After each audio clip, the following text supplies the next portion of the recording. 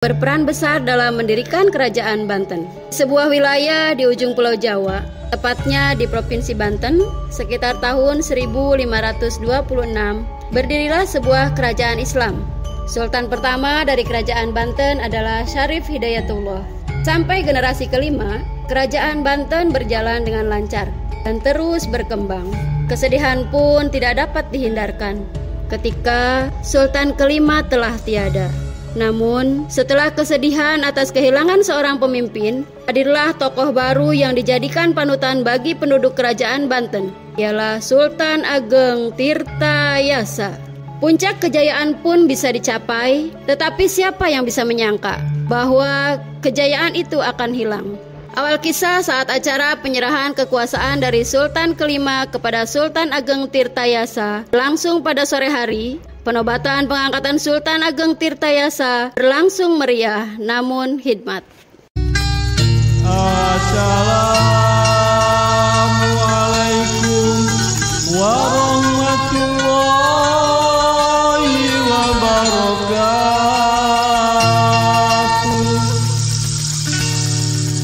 Assalamualaikum warahmatullahi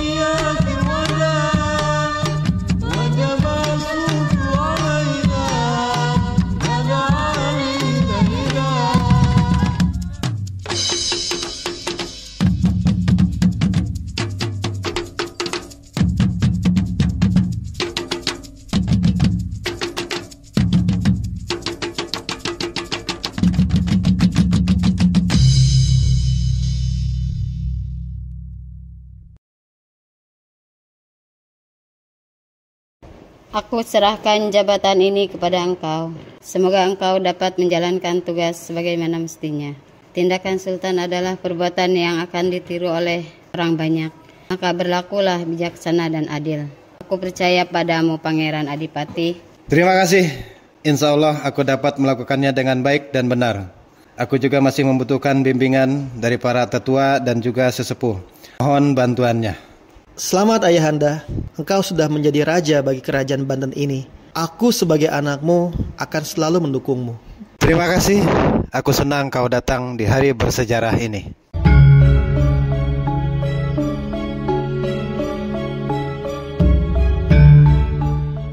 Kapan kau datang? Belum lama. Ayo, kita siap-siap makan malam dulu untuk merayakan hari yang bersejarah ini. Baik ayah, ayo.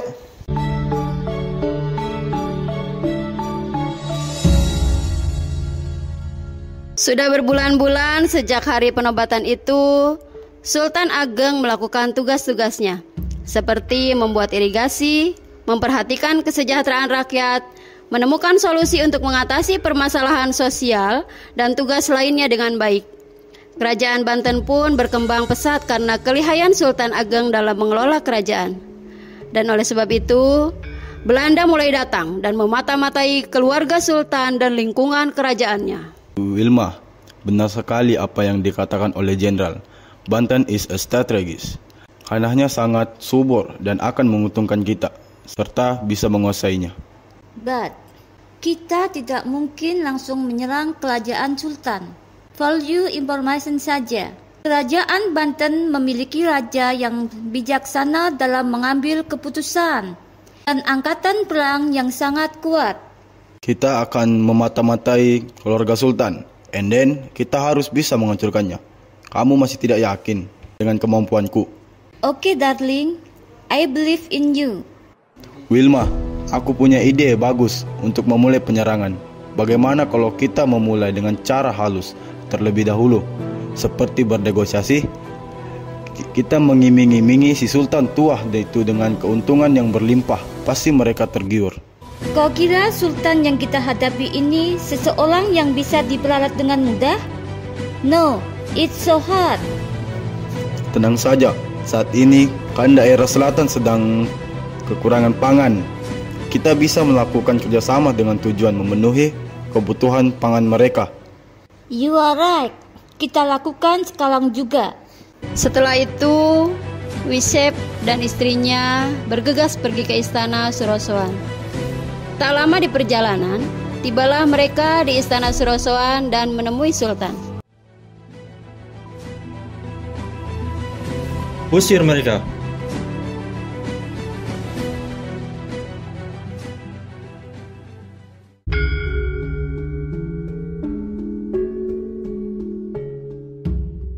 Sepuh, apakah tindakanku mengusir mereka itu sudah benar? Bagaimana jika mereka memulai peperangan? Aku bukan takut untuk berperang, tapi berapa banyak nyawa yang akan melayang. Tidak, Baginda, tindakanmu sudah sangat bijaksana. Bagaimanapun mereka ingin memonopoli perdagangan di Banten. Karena rakyat adalah prioritas kita. Kalaupun terjadi peperangan, kita hanya perlu bersiap-siap dan bertawakal. Percayalah padaku. Tentara kita terkenal dengan tangguh, berani, dan setia. Mereka tidak akan berani. Terima kasih telah mendukungku. Itu memang sudah menjadi tugasku, Baginda.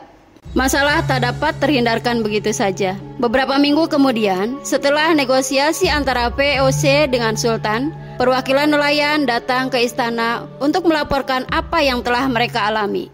Ada apa wahai rakyatku? Maaf rajaku, tadi pagi prajurit VOC datang dan memblok kapal perdagangan asing, serta menghancurkan kapal-kapal milik kami. Sultan, bukankah mereka yang menghadap Anda waktu itu? Berani-beraninya mereka. Sesepuh, kirim 100 prajurit dan hancurkan kapal mereka. Mereka harus diusir dari Banten ini.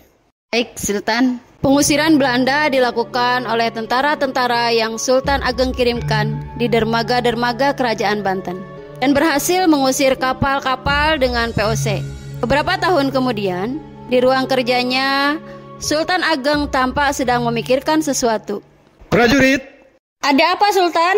Panggilkan putra mahkota dan pangeran Arya. Siap, Sultan. Maaf, putra mahkota dan pangeran Arya dipanggil Sultan Ageng.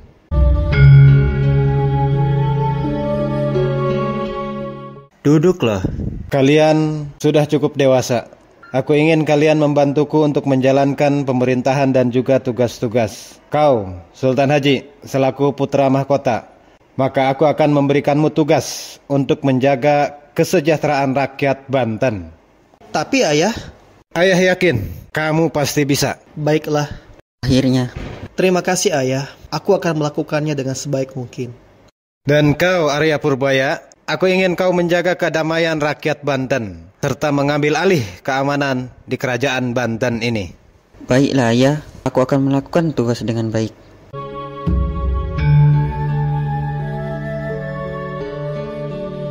Aku, apa yang telah kalian lakukan pada hari ini?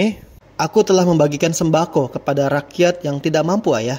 Bagus. Kalau kau Purbaya, Aku telah menjaga daerah konflik dan mendatanginya langsung. Aku berhasil mengendalikannya ayah. ayah bangga padamu nak. Terima kasih ayah. Setelah makan malam selesai, Sultan Haji berjalan sendirian keluar istana. Ia iri dan merasa kesal kepada Pangeran Arya. Wisep dan istrinya sedari tadi menguping dengan jelas. Sultan Haji, ada apa denganmu? Wajahmu tampak kesal. Siapa kalian? Apakah itu sangat terlihat? Perkenalkan, aku Wilma. Ini suamiku, Wisip. Perkenalkan, Aku Sultan Haji, putra mahkota dari Kerajaan Banten. Ya, kami sudah banyak mendengar. Lantas apa yang membuat wajahmu tampak terlihat sangat kesal? Tidak. Aku hanya merasa iri kepada adikku. Ayahku terlalu membanggakannya. Padahal aku putra mahkotanya. Apakah kalian berpikir aku sangat berlebihan? No, very well Sultan. Menurutku Sultan Ageng Tirtayasa lebih menyayangi Pangeran Arya Purbaya. Kalian mengetahuinya? Oh tidak, maksudku... Astaga, jangan-jangan itu petanda. Pertanda apa? Apa maksudmu, Chief? Kalau aku merasa kemarin kau adalah putra mahkota, tapi tahta bisa saja turun kepada adikmu. Aku kemarin melihat mereka bicara khusus tanpa sepengetahuanmu.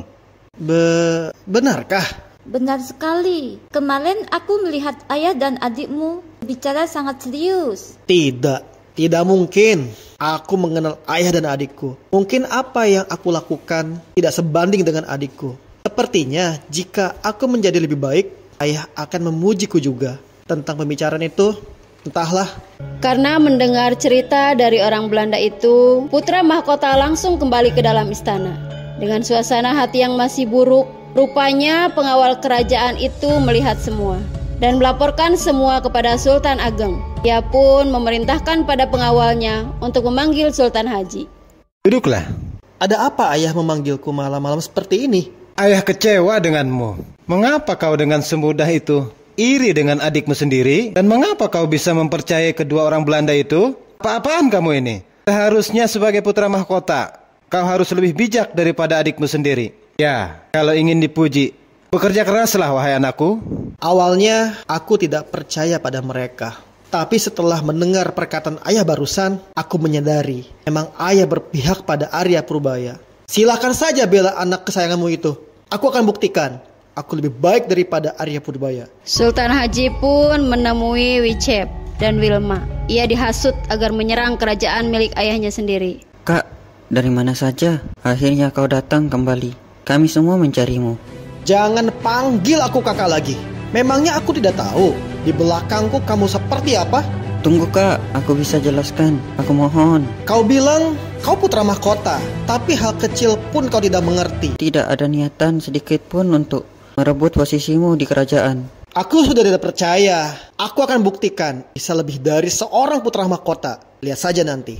Pangeran Arya, kau memang pantas dimusnahkan. Kalian tidak usah ikut campur dengan masalah keluarga kami. Aku yakin Sultan bisa menyelesaikan permasalahan ini.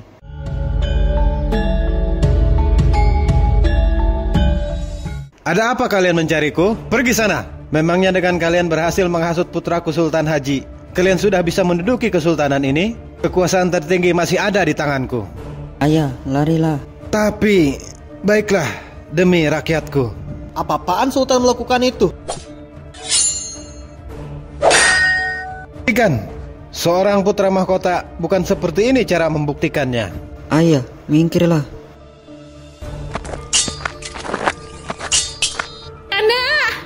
Kak, apa yang kamu lakukan? Setelah perkelahian berhenti, Sultan Ageng dan Pangeran Arya Purbaya telah dibawa oleh POC untuk diasingkan. Sultan Ageng wafat pada tahun 1962 di pengasingan. Akhirnya Kesultanan Banten pun jatuh ke tangan POC. Sejak saat itu, rakyat Banten benar-benar mengalami penyiksaan yang sangat berat. Sewa tanah yang besar, penyiksaan, kelaparan, dan segala bentuk penjajahan yang diatur oleh POC benar-benar menyulitkan mereka.